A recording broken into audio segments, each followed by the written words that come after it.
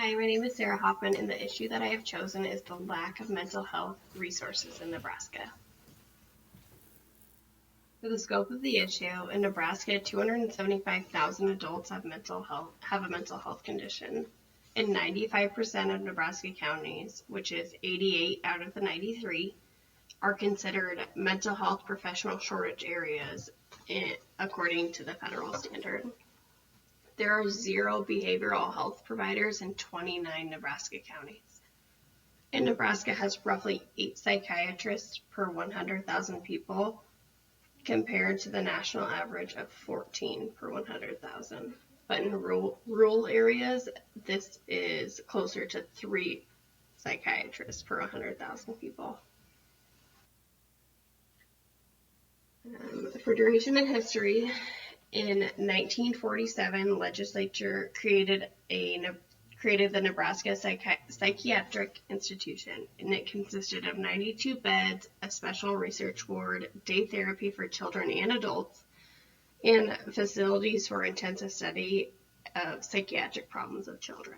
But then in the 1960s, there was a large movement to deinstitutionalize mentally ill patients, which led to a severe downfall in the number of mental health beds available. Since the 1980s, it has become apparent that the level of emergency and ongoing mental health resources are insufficient to meet the community's demands. And this led to individuals who are experiencing mental health issues being jailed because there was nowhere else to put them, because there were no inpatient beds. In more recent history, in 2010, there were 337 public psychiatric beds in Nebraska, and by 2016, that number had dropped to 289, which is a 15% reduction in inpatient psych beds in the state in only 6 years. And this drop can be attributed to the lack of funding and the lack of government support for the necessary psychiatric care in the state.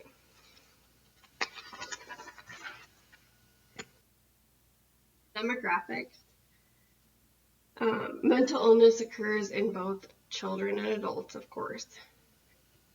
In Nebraska, over 17% of adults experience mental illness, and of those adults in Nebraska with any mental illnesses, only 47% receive treatment.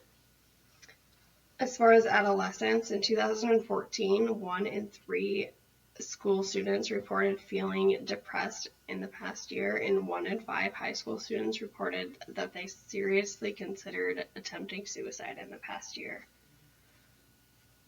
And then of these adolescents with depression, only 43% received treatment. For gender, the lifetime prevalence of depression is about 2 times higher among females at 22% compared to males at 13%.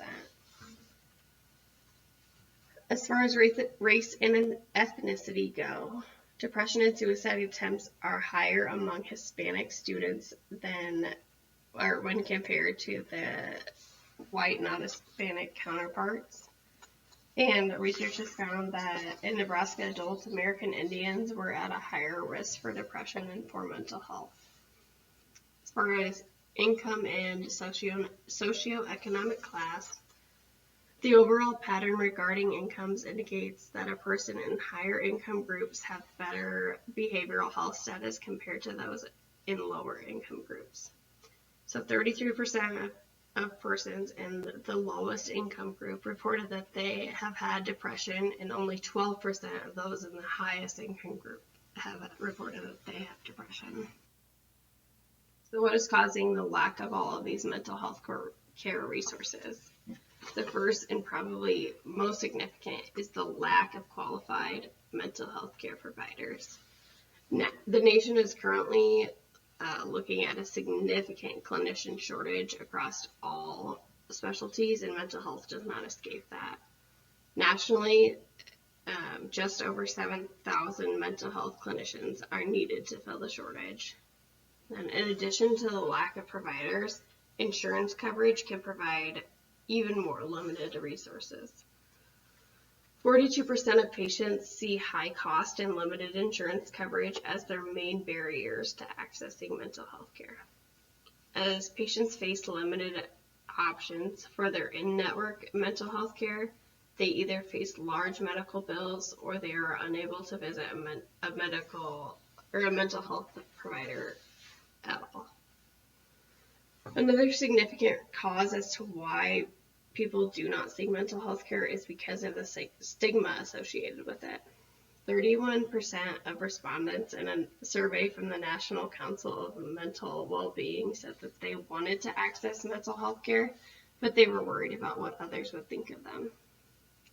21% of those said that they did end up accessing mental health care, but they lied about having visited the mental health clinic.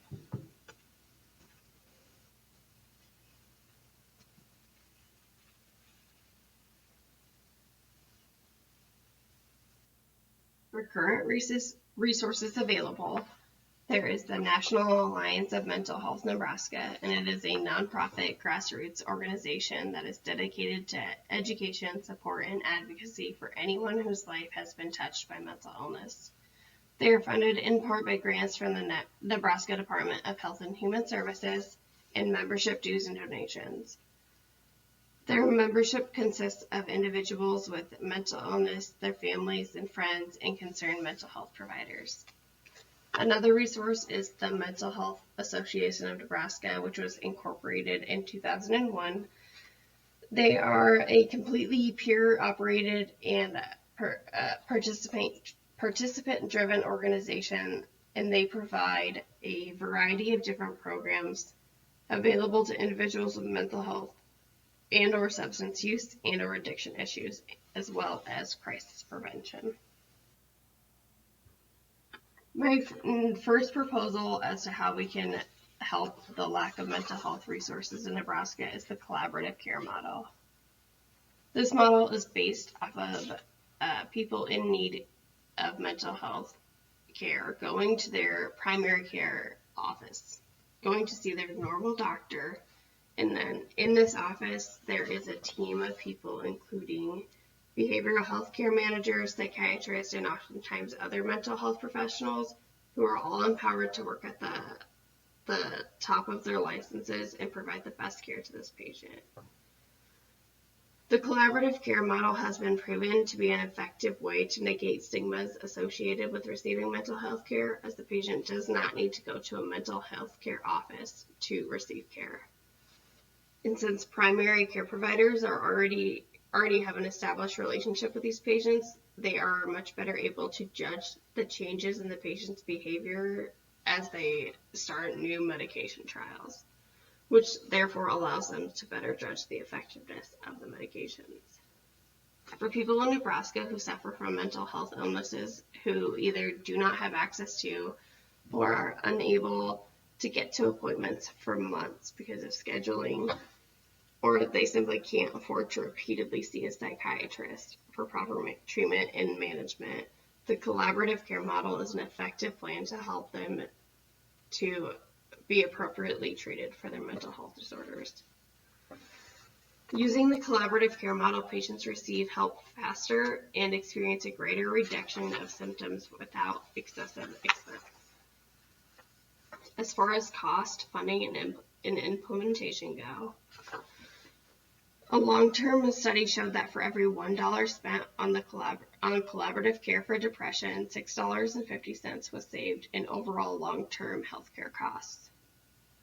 An initial investment of $522 in collaborative care during the first year of treatment saved an average of $3,363 over 4 years. For funding for the implementation of the collaborative care model, largely those funds would need to be provided by the healthcare system, or they would need to be subsidized by state or federal government funds. But for implementation, because largely the infrastructure is already in place that is needed for this, the cost would be significantly lesser than other approaches. As is stated in the name, collaborative Collaboration is key in the success of this approach. Successful implementation requires effective and thorough communication between all providers involved. Without successful communication, patient outcomes will suffer, leading to the failure of this approach. Some advantages of this method are that it helps to identify mental health issues before they become severe. The collaborative care also reduces overall cost of medical care, and it also helps to close communication gaps for providers and allows continuity of care. The main disadvantages or barriers of the collaborative care method refer to the lack of time and training, the lack of clear roles for physicians. An example of where this has been successful in other geographical areas is the Mental Health Integration Program in Washington State, which was created in 2008. Through this program, collaborative care was delivered to low-income patients with medical and behavioral health needs, such as depression, PTSD, serious mental illness, and substance use disorders. These patients received on-site primary and mental health care services for mild to moderate conditions. Statewide, more than 45,000 patients were treated in over 100 federally qualified health centers. And by 2012, so 4 years after it was created, the median time to improvement in depression was cut in half.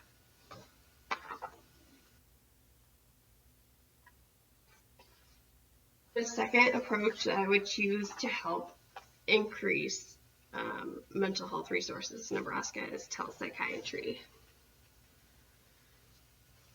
The COVID-19 pandemic brought further to light the shortages of mental health resources in Nebraska and across the United States. During this time, telepsychiatry was grown and utilized at a rapid pace. Now that the effects of the COVID-19 pandemic have slowed, telepsychiatry has real potential to help ease the shortage of mental health providers. It allows more opportunity for patients to receive care. The advantages of telepsychiatry for providers include timely client care, increased flexibility in appointment scheduling, and the ability to extend care beyond the normal clinic hours. Reduction in workforce shortages. This is especially true for the underserved and the rural communities. And the ability to assess a client's home environment, which allows the provider to get a fuller picture of the patient's mental health status.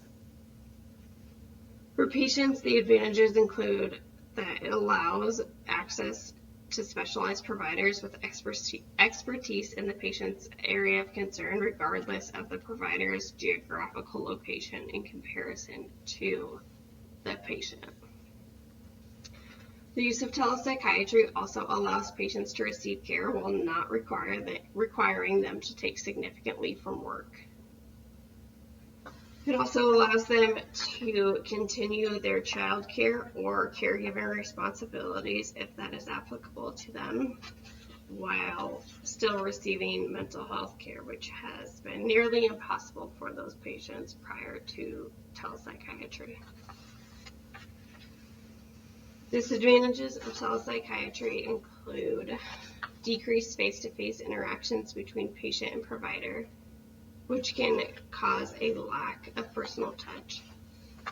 There can be technical problems such as hardware and software issues and broadband connection disruptions. A major disadvantage of this is that there are concerns of licensing restrictions because the physician needs to be licensed in the state that the patient is currently calling from. And then the final disadvantage is that there are still issues with the reimbursement rules for insurance. So there are still blocks and difficulties with reimbursement policies in certain states where physicians are providing telepsychiatric care, meaning that these doctors or mental health providers are not getting paid or reimbursed what they should be for their services. which can cause the whole approach to fail if they're not getting the reimbursement that they are owed. But an example of success of this method in another geographical area is there was a 5-year trial of patients from rural clinics in Arkansas, Michigan, and Washington, which showed resounding positive effects on the patient's quality of life with the use of telepsychiatry. Without telepsychiatry, most of these patients would likely not receive care for their mental health disorders. And the result of the trial showed substantially and statistically significant improvements in perceived access to care, decreases in mental health symptoms, and decreases in medication side effects.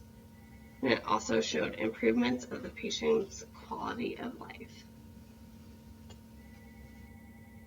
The questions I have for you all is, in healthcare, why is mental health not prioritized like physical illnesses? The second question is, how can potential psychiatrists and mental health providers be incentivized to enter the field in order to help fill the shortage of providers? And my final question is, how can we as a community eliminate the stigma surrounding seeking care for mental health issues and disorders?